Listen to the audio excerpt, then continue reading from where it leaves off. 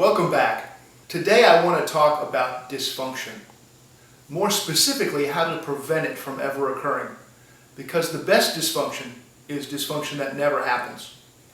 Now, I want to share 3 common types of dysfunction that occur in workshops and how through planning and preparation you can eliminate them before they even rear their head.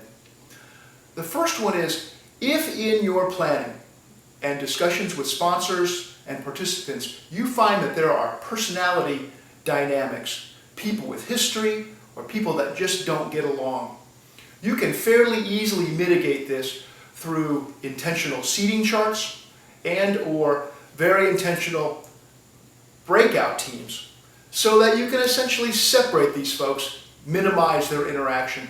The second thing I'd like to talk about is the dysfunction that can occur when there are widely different levels of knowledge about the topic in the room. What can happen if this is not addressed are the people with more knowledge can dominate the discussion, leaving those with less knowledge left in the sidelines. A very effective technique for dealing with this is to ensure that everyone in the room has a common base of knowledge that's relevant to the discussion. In a previous blog, I talked about a briefing book, and that is a very effective way to ensure that you level that playing field of knowledge so that everybody can have an effective voice in the discussion. The third dysfunction that I see more and more in the workshops that I do are teams or groups that are just very easily distracted.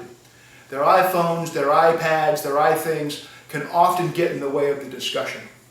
And there are 2 ways that I deal with this. The first is through ground rules. Specifically, a ground rule that I often will use is called be present. And in that, I ask folks to just be focused in on the conversation in the room. If they need to leave to take care of a crisis, then leave and then come back and be present in the discussion.